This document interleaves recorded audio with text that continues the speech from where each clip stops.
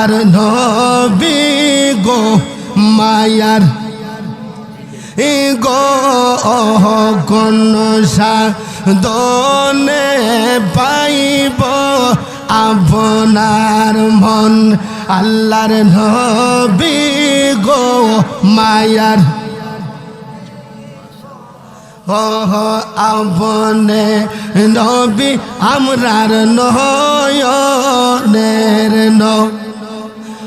বলেন পিতা আপনার আব্দুল্লাহ, মাতা আপনার মেহনা, দোদমা আপনার বিবি হালিমা। বলেন পিতা আপনার আব্দুল্লাহ, মাতা আপনার মেহনা, দোদমা আপনার বিবি হালিমা।